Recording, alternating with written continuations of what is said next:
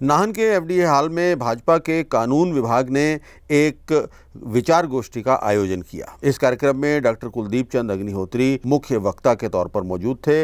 इस कार्यक्रम की अध्यक्षता भारतीय जनता पार्टी के अध्यक्ष डॉक्टर राजीव बिंदल ने की। इस अवसर पर डॉक्टर कुलदीप चंद अग्निहोत्री ने कहा कि आज भारत विश्व की राजनीति में अपना स्थान बनाने में सफल हो गया है। उन्होंने कहा कि इससे पूर्व की सरकारों ने कभी भी इस दिशा में प्रयास नहीं किए। उन्होंने कहा कि भारत को विश्व की राजनीति में अपना स्थान बनाने के लिए जो योगदान भारतीय जनता पार्टी ने दिया है वो किसी भी अन्य दल ने नहीं दिया है। उन्होंने कहा कि आज के समय में सरकार और जनता के बीच में सीधा संवाद है और इसकी बदौलत देश ने विश्व की राजनीति में कदम रख दिया है। देश की स्थिति बन रही है और दुनिया की राजनीति में हिंदुस्तान का भी अपना स्थान जो तो उचित स्थान था, जो इतने सालों से मैं ये नहीं कहता हमें मिला नहीं था, हमने उसके लिए प्रयास ही नहीं किया था, क्योंकि हमारी सरकारों की नीति एक प्रकार से उस प्रकार की रही थी कि शायद हम इस योग्य नहीं हैं कि विश्व की राजनीति में निर्णायक भूमिका अदा कर सकें। अब पिछले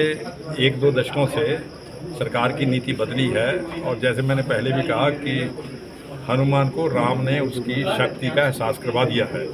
लोगों को एहसास था, हिंदुस्तान के लोगों को इस बात का एहसास था ही कि हमारे में कितनी शक्ति है, लेकिन जिनके हाथ में नीति निर्धारण का काम था वो शायद इस एहसास से छूते थे। अब सरकार और जनता के बीच में जो कम्युनिकेशन स्थापित हुआ है तो नीचे का जो एहसास ऊपर जाता है, ऊपर का एहसास नीचे आता है। उसके कारण भारत विश्व की राजनीति में अपना गौरवपूर्ण स्थान प्राप्त करने के लिए एक प्रकार से तत्पर ही नहीं हो गया, दुनिया ने इसको स्वीकार भी कर लिया है। चीन को लेकर जो गलवान डोकलाम में जो हमारा रिएक्शन था, रिस्पांस था, उससे चीन को भी समझा गया है कि भारत की नीति बदली है।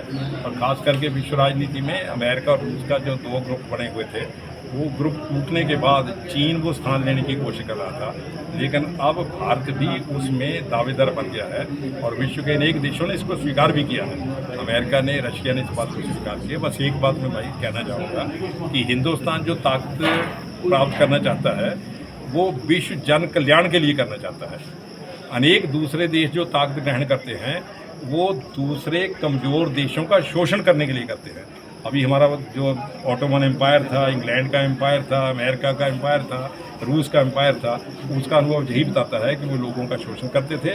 भारत विश्व कल्याण के लिए ताकतवर बनना चाहता है और मुझे लगता है भारत ठीक रास्ते पर चल पड़ा है और जल्द ही भारत अपना स्थान करेगा। डॉक्टर साहब, क्या आपको लगता नहीं कि हमारे जी ये जो भारत की शिक्षा नीति है, जो शिक्षा व्यवस्था ही कह लीजिए सारी, ये सारी 1857 के बाद ब्रिटेन गवर्नमेंट ने तय की थी। भाई एक बात तो आप सभी मानेंगे, जब दूसरा देश मेरे देश की शिक्षा नीति तय करेगा वो अपने हितों को ध्यान में रख कर करेगा या मेरे हितों को ध्यान में रख कर करेगा। एक बात तो पक्की है कि उन्होंने अपने हितों को ध्यान में रख कर की थी। अब उनके हित क्या थे जिसके लिए वो ध्यान में रख रहे थे?